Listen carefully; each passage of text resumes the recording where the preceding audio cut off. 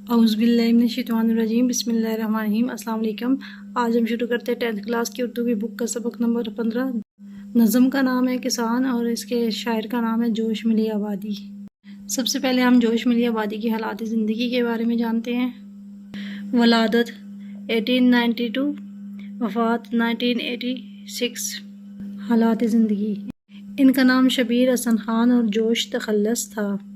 ملی آباد میں پیدا ہوئے، شعر و شاعری انہیں ورثے میں ملی تھی۔ وہ ایک خوشحال اور نیم جاگیردارانہ خاندان سے تعلق رکھتے تھے۔ تحریک آزادی کے زمانے میں پرجوش اور انقلابی نظمیں لکھیں۔ تقسیم برصغیر کے بعد وہ پاکستان آ گئے تھے۔ ادبی خدمات: جوش اپنے باغیانہ لہجے، آزاد فطرت اور بے پناہ ذخیرہ الفاظ کی وجہ سے اردو شاعری میں ایک منفرد مقام رکھتے ہیں۔ انہیں زبان و بیان پر پوری قدرت حاصل ہے۔ انہیں شاعر شباب اور شاعر انقلاب بھی کہا جاتا ہے۔ ان کا تصور انقلاب سراسر رومانی ہے۔ تحریک آزادی اس دور کے لوگوں کو درپیش مسائل اور معاملات حسن عشق سبھی کچھ ان کے کلام میں مل جاتا ہے۔ انہوں نے مناظر فطرت پر جس کثرت سے نظمیں لکھی ہیں، ان کی مثال اردو شاعری میں بہت کم ملے گی۔ 20ویں صدی کے شعراء میں ان کا نام صف اول میں آتا ہے۔ ان کا پہلا مجموعہ روح ادب ہے۔ زندگی کے آخری ایام میں انہیں زیادہ شہرت ان کی خود نوشت یادوں کی عبارات کے باعث ملی۔ ان کا مزار اسلام آباد میں ہے۔ مجموعہ کلام: روح ادب، سیف و صبح، شعلہ و شبنم، یادوں کی عبارات، جنون و حکمت، سموم و صبا، جذبات فطرت، سرد و خروش، عرش و فرش، سنبل و سلاسل، شاعر کی راتیں، فکر و نشاط ہیں۔ اس کے بعد مشکل الفاظ کے معنی دیکھتے ہیں۔ ناظر و گل، پھولوں کا رکھوالا، گلشن پناہ، پھولوں کا باغ، وارث، مالک، طبع، مزاج، جلوہ قدرت، شاہد، اللہ کی قدرتوں کا مشاہدہ کرنے والا، اسرار فطرت، قدرت کے راز، ماہ، چاند، اسرار باران، بارش کے راز، قلب آہن، لوہے سے بنا ہوا دل، رقیق، نرم، ہمدم، ساتھی، مہر، موج، آنچ، آگ، افلاک، فلک کی جمع، سرنگوں نیچے، لچکتی، کامیاب، تانا ثانی، عیش و آرام، پاسباں، حفاظت کرنے والا، ناز پرور، نعمتوں کو پالنے والا، امید و بیم، آس اور خوف، نسیم، صبح کی ہوا، حسن فطرت، قدرت کی خوبصورتی، مہر عالم تاب، دنیا کو گرمی دینے والا سورج، نور نگاہ، آنکھوں کا نور، نقش پا، قدموں کے نشان، شعلہ خور، تیز مزاج، رفیق، دوست، خاشاک، تنکے، سیل، رنگ و بو، رنگ اور خوشبو کا سیلاب،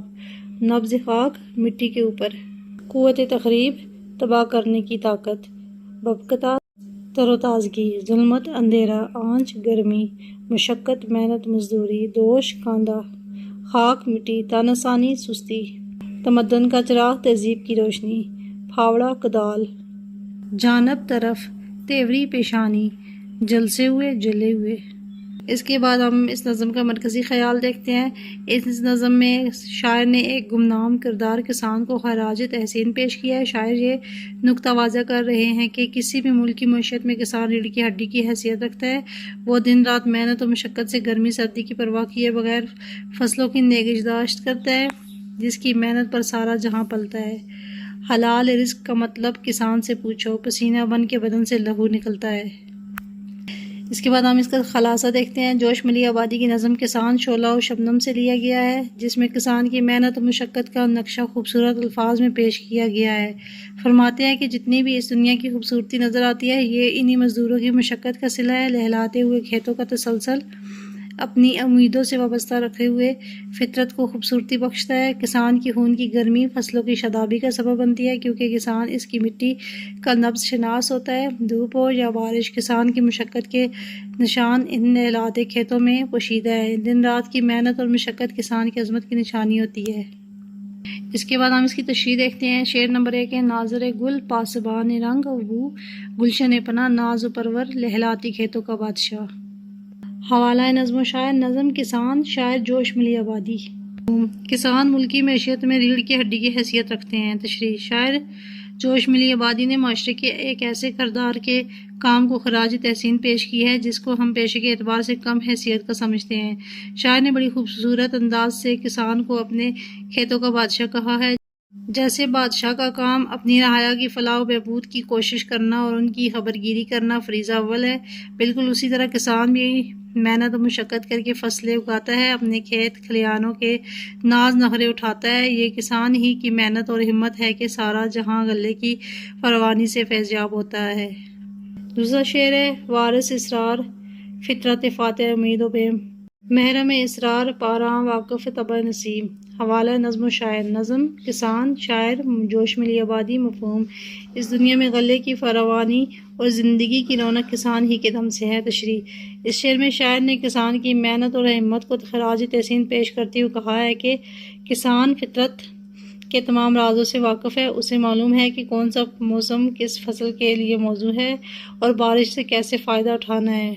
وہ مٹی کی تمام قسموں سے بھی خوب آگاہ ہے، گویا ہم اسے اس زمین کے نبض شناس کہہ سکتے ہیں۔ وہ قانون قدرت سے آگاہ ہے، وہ جانتا ہے کہ ہوائیں فصلوں کے لیے کیا مزاج رکھتی ہیں۔ یہی وجہ ہے کہ عام انسانوں کے برعکس ایک کسان بہتر جانتا ہے کہ کون سا موسم کس فصل کے لیے موزوں ہے۔ کسان ہی فطرت کے رازوں کا امین ہے۔ شعر نمبر 3 ہے جلوہ قدرت کا شاہد حسن فطرت کا گواہ، ماں کا دل مہر عالم تاب کا نور نگاہ، حوالہ نظم و شاعر، نظم کسان، شاعر جوش ملی آبادی، مفہوم کسان امید اور خوف کے عالم میں بھی کامیاب رہتا ہے۔ تشریح نظم کسان میں شاعر کسان کی محنت اور جدوجہد کو خوبصورت انداز سے خراج تحسین پیش کر رہا ہے کہ کسان کو اللہ تعالیٰ نے یہ شعور دیا ہے کہ آئین قدرت کو سمجھ سکے۔ شاعر کہتا ہے کہ کسان ہمیشہ مناظر فطرت کے زیادہ قریب رہتا ہے، وہ ہمیشہ پھولوں، باغوں، کھیتوں اور پھلوں کی حفاظت اور نگہداشت کرتا ہے، اس لیے وہ نباتات کا زیادہ مزاج شناس ہے۔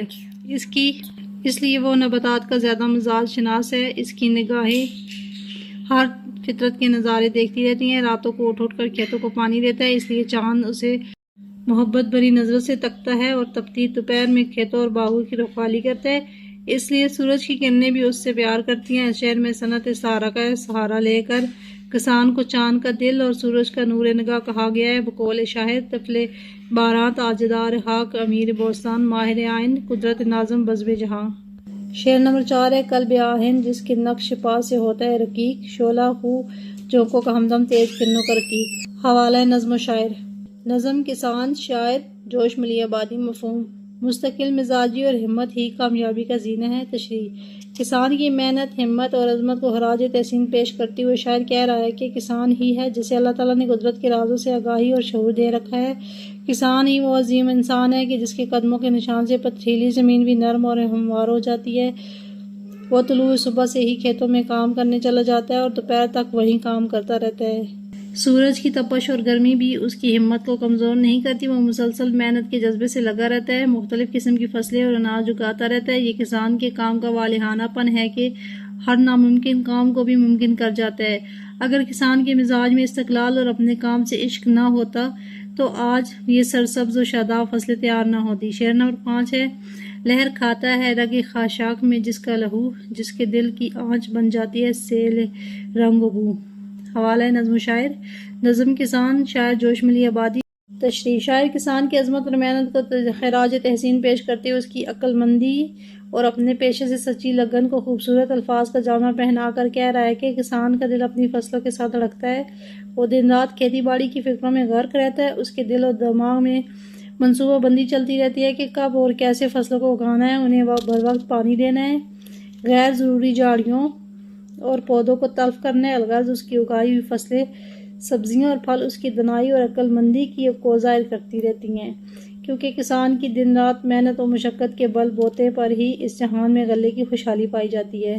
شعر نمبر 6 ہے دوڑتی ہے رات کو جس کی نظر افلاک پر، دن کو جس کی انگلیاں رہتی ہیں نبض خاک پر، حوالہ نظم و شاعر، نظم کسان، شاعر جوش ملی آبادی، مفہوم اللہ رب العزت کسی کی محنت ضائع نہیں کرتا بلکہ محنت کا بہترین اجر ملتا ہے۔ تشریح اس شعر میں شاعر نے کسان کی بے لوث محنت کو خراج تحسین پیش کرتے ہوئے کہا ہے کہ کسان ہی ہے جس نے قدرت کے جلوے بڑے نزدیک سے دیکھے ہیں، وہ صبح و شام سخت محنت کرتا ہے، نیند بھی اس کے ارادوں میں دخل انداز نہیں ہو سکتی، اکثر وہ راتوں کو جاگ کر کھیتوں کو پانی دینے جاتا ہے، دن کو کھیتوں کا جائزہ لیتا ہے کہ زمین پر ہل چلا کر کیسے قابل کاشت بنانا ہوگی، وہ مٹی کی نبض سے اس کی خاصیت معلوم کر لیتا ہے، وہ ہر لمحہ اللہ تعالیٰ سے دعا گو رہتا ہے کہ وقت پر بارشیں ہوں تاکہ فصلیں تر و تازہ ہو کر بڑھوتری کا عمل جاری رکھ سکیں۔ شعر نمبر 7 ہے، سرنگو رہتی ہیں جس سے قوت تخریب کی، جس کے بوتے پر لچکتی ہے کمر تہذیب کی۔ حوالہ نظم و شاعر، نظم کسان، شاعر جوش ملی آبادی۔ مفہوم، تعمیری قوتوں سے ہی ملک ترقی یافتہ بنتے ہیں۔ مثبت انداز فکر قوموں کو عروج کی بلندیوں سے ہمکنار کرتی ہے۔ تشریح، اس شعر میں شاعر کسان کی عظمت اور بلند حوصلے کی تعریف کرتے ہوئے کہتا ہے کہ کسان ہمیشہ تعمیری کاموں میں ہی مصروف عمر رہتا ہے، زمین کی گوڈی کرتا ہے، مٹی کو نرم کرنے کے بعد اس میں بیج بوتا ہے اور وقت پر پانی دیتا ہے۔ اس کے ساتھ ہی ہر قسم کے زرعی پودے اور خاردار جھاڑیاں بر وقت گوڈی کرتے وقت تلف کرتا رہتا ہے تاکہ اصل پودے کو بھرپور غذائیت مل سکے۔ کسان کا کام تخریبی کاموں اور قوتوں کو روکنا اور تعمیری کاموں میں مثبت اقدام اٹھانا ہے۔ یہ کسان کی محنت اور عقل مندی ہے کہ آج تہذیب و تمدن اس پر فخر کرتی ہے۔ شعر نمبر 8 ہے، جس کی محنت سے بھپکتا ہے تن آسانی کا باغ، جس کی ظلمت کی ہتھیلی پر تمدن کا چراغ۔ حوالہ نظم و شاعر، نظم کسان، شاعر جوش ملی آبادی۔ مفہوم، دنیا کی رنگینیوں، رسم و رواج اور تمدن کا چراغ کسان ہی کے دم سے روشن ہے۔ تشریح، شاعر نے اس نظم کے ذریعے معاشرے کے ایک گمنام کردار اور ایک اہم سمجھنے والے پیشے کو خراج تحسین پیش کر کے اسے وہ مقام دلانا چاہے گا جس کا وہ حقدار ہے۔ شاعر کہتا ہے کہ کسان کی محنت و مشقت کی وجہ سے سرمایہ داروں، خان نواب، وڈیروں، جاگیرداروں کے مزے ہوتے ہیں۔ یہ وہ لوگ اپنے محلوں میں عیش و عشرت کی زندگی گزارتے ہیں۔ یہ سب کچھ کسان کی ذاتی محنت کے بل بوتے پر ہی ہے کہ خود تو محنت و مشقت کی بھٹی میں جلتا ہے مگر اپنے وجود سے دنیا کی رنگینیوں اور رسم و رواج کو روشن کر رہا ہے۔ شعر نمبر 9 ہے، دھوپ کے جلسے ہوئے رخ پر مشقت کے نشاں، کھیت سے پھیرے ہوئے منہ گھر کی جانب ہے رواں۔ حوالہ نظم و شاعر، نظم کسان، شاعر جوش ملی آبادی۔ مفہوم، محنت انسان کو خود اعتمادی بخشتی ہے۔ تشریح، شاعر نے کسان کی محنت و مشقت کو سراہتے ہوئے کہا ہے کہ کسان کی زندگی محنت و مشقت کی داستان ہوتی ہے۔ وہ موسموں کی شدتوں کی پرواہ نہیں کرتا، سارا دن شدید دھوپ میں کام کرتے ہوئے اس کا چہرہ تیز دھوپ کی تمازت سے جلس جاتا ہے۔ محنت و مشقت کے آثار اس کے چہرے پر نمایاں ہوتے ہیں۔ سارا دن کھیتوں کی رکھوالی اور نگہداشت کرتے کرتے جب واپس شام کو اپنے گھر جا رہا ہوتا ہے تو اس کے چہرے پر یہی محنت و مشقت کے نشانات ثبت ہو جاتے ہیں، مگر شدید تھکن کے باوجود اس کے چہرے پر طمانینت نظر آتی ہے۔ بقول شاعر، مجھ کو تھکنے نہیں دیتا ضرورت کا پہاڑ، میرے بچے مجھے بوڑھا نہیں ہونے دیتے۔ شعر نمبر 10 ہے، ٹوکرا سر پر بغل میں پھاوڑا، تیوری پر بل، سامنے بیلوں کی جوڑی دوش پر مضبوط حل۔ مفہوم، محنت و مشقت کرنے والے ہمیشہ باہمت اور مضبوط کردار کے مالک ہوتے ہیں۔ تشریح، اس نظم میں شاعر نے کسان کی عظمت کو خراج تحسین پیش کرتے ہوئے اسے وہ مقام دلانے کی کوشش کی ہے جس کا وہ حقدار ہے۔ شاعر کہتا ہے کہ کسان بہت محنتی شخصیت کا مالک ہے، اس کی محنت کا پھل سارا جہان کھاتا ہے۔ طلوع صبح سے لے کر شام تک کھیتوں میں ہل چلاتا ہے، شام ڈلے جب گھر لوٹتا ہے تو سر پر ٹوکرا لیے اور بغل میں کدال لیے جا رہا ہوتا ہے۔ اس کے ماتھے کی شکنیں اس کی تھکاوٹ کی بھرپور گواہی دیتے ہیں۔ وہ اپنے بیلوں کی جوڑی کے ہمراہ اپنے گھر آرام کرنے کی غرض سے جا رہا ہوتا ہے۔ بقول احسان دانش، پھاوڑا کندھے پر رکھ کے آ رہا ہے ایک کسان، رنگ جس کے خون سے لیتے ہیں گلزاروں کے پھول۔ اب ہم اس نظم کی مشق دیکھتے ہیں۔ سوال نمبر 1 ہے، درج ذیل تراکیب کا مطلب واضح کریں۔ پاسبان رنگ و بو، مہر میں اسرار باراں، مہر عالم عتاب، فاتح امید و بیم، سیل رنگ و بو، تمدن کا چراغ، وارث اسرار فطرت۔ پہلا ہے پاسبان رنگ و بو، خوشبو اور رنگوں کا محافظ۔ یہ تراکیب کسان کے لیے استعمال کیے جاتے ہیں کیونکہ وہ پھولوں، پودوں اور کھیتوں کی حفاظت کرتے ہیں۔ محرم اسرار باراں، بارش کے راز کو جاننے والا۔ کسان ہی جانتا ہے کہ کس موسم کی بارش فصلوں کے لیے فائدہ مند ہے اور کون سی نقصان دہ ہے۔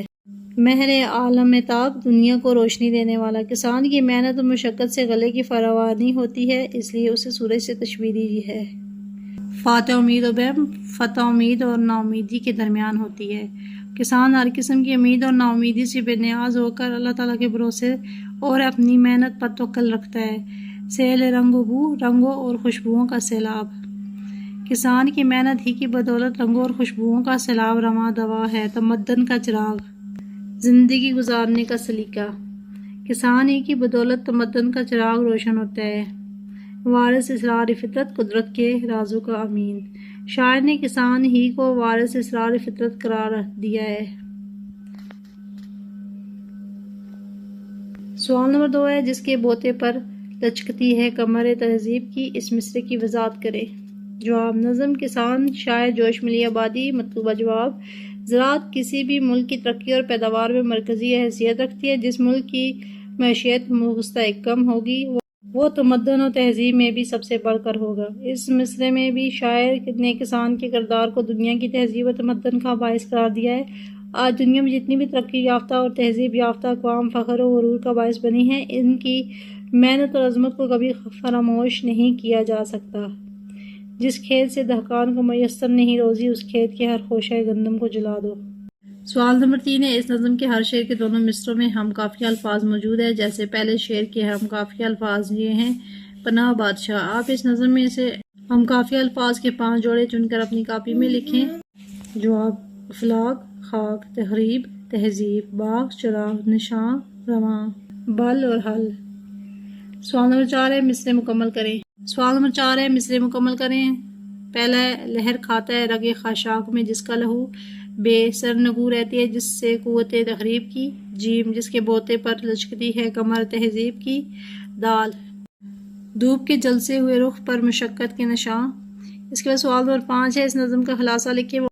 نظم کا خلاصہ ہم ویڈیو کے شروع میں پڑھ چکے ہیں۔ اس کے بعد سوال نمبر 6، درج ذیل قواعد کی روح سے کس قسم کے مرکبات ہیں؟ رنگ و بو، قدرت کا شاہد، تیز کرن و نبض خاک۔ اس کا جواب ہے رنگ و بو مرکب عطفی ہیں، قدرت کا شاہد اور نبض خاک مرکب اضافی ہیں، تیز کرن و مرکب توصیفی ہے۔ اس کے بعد سوال نمبر 7 ہے، کلام میں 2 یا 2 سے زائد ایسے الفاظ لانا جن کے معنی ایک دوسرے سے متصادم یا متضاد ہوں تو اسے صنعت تضاد کہتے ہیں۔ مثلاً ہنسنا رونا، جینا مرنا، صبح شام وغیرہ۔ آپ اس نظم سے ایسے شعر معلوم کر کے لکھیں جس میں صنعت تضاد کا استعمال ہوا ہو۔ جواب: اس نظم کے مندرجہ ذیل شعر میں صنعت تضاد کا استعمال ہوا ہے۔ دوڑتی ہے رات کو جس کی نظر افلاک پر، دن کو جس کی انگلیاں رہتی ہیں نبض خاک پر۔ اس کے بعد ہم اس چیپٹر کے MCQs دیکھتے ہیں۔ سوال نمبر 1 ہے، اس جواب کا انتخاب کریں۔ نمبر 1، جوش ملی آبادی کا نام ڈیش تھا؟ شبیر حسن خان، شیر حسن، محمد حسن احمد۔ اس کا درست جواب ہے شبیر حسن خان۔ نمبر 2 ہے، جوش ملی آبادی 1892 میں ڈیش میں پیدا ہوئے؟ آگرہ، ملی آباد، دہلی، پانی پت۔ اس کا درست جواب ہے ملی آباد۔ نمبر 3 ہے، جوش ملی نے تحریک آزادی کے زمانے میں بہت ڈیش اور انقلابی نظمیں لکھی، خوبصورت، جذباتی، پرجوش، اعلیٰ۔ اس کا درست جواب ہے پرجوش۔ نمبر 4 ہے، جوش تقسیم برصغیر کے بعد ڈیش آئے؟ کراچی، لاہور، انڈیا، پاکستان۔ اس کا درست جواب ہے پاکستان۔ نمبر 5 ہے، جوش اپنے ڈیش لہجے، آزاد فطرت اور بے پناہ ذخیرہ الفاظ کی وجہ سے منفرد مقام رکھتے ہیں؟ باغیانہ، نئے، آزاد، اعلیٰ۔ اس کا درست جواب ہے باغیانہ۔ نمبر 6 ہے، جوش کو ڈیش پر پوری قدرت حاصل ہے؟ زبان، زبان و بیان، الفاظ، بیان۔ اس کا درست جواب ہے زبان و بیان۔ نمبر 7 ہے، جوش کو شاعر شباب اور ڈیش بھی کہا جاتا ہے؟ انقلاب، شاعر انقلاب، احسان، شاعر فطرت۔ اس کا درست جواب ہے شاعر انقلاب۔ نمبر 8 ہے، جوش کا تصور انقلاب سراسر ڈیش ہے؟ حقیقی، مجازی، رومانی، اعلیٰ۔ اس کا درست جواب ہے رومانی۔ نمبر 9 ہے، جوش نے ڈیش پر کثرت سے نظمیں لکھی ہیں؟ زندگی، حسن، عشق، مناظر فطرت۔ اس کا درست جواب ہے مناظر فطرت۔ نمبر 10 ہے، 20ویں صدی کے شعراء میں جوش کا نام ڈیش میں آتا ہے؟ صف اول، سحر فہرست، عروج۔ اس کا درست جواب ہے صف اول۔ نمبر 11 ہے، جوش کا پہلا مجموعہ ڈیش ہے؟ جوش و جذبہ، روح ادب، یادوں کی بارات، سلاسل۔ اس کا درست جواب ہے روح ادب۔ نمبر 12 ہے، زندگی کے آخری ایام میں جوش کو زیادہ شہرت خودنوشت سیش سے ملی؟ جوش و جذبہ، روح ادب، یادوں کی بارات، سلاسل و سنبل۔ اس کا درست جواب ہے یادوں کی بارات۔ نمبر 13 ہے، جوش ملی آبادی کا مزار ڈیش میں ہے؟ لاہور، فیصل آباد، کراچی، اسلام آباد۔ اس کا درست جواب ہے اسلام آباد۔ تو اسٹوڈنٹس، ملتے ہیں نیکسٹ ویڈیو میں۔ اگر آپ کو ہماری یہ ویڈیو اچھی لگی ہو تو اس کو لائک اور شیئر ضرور کریں اور چینل کو ضرور سبسکرائب کریں۔ جزاک اللہ۔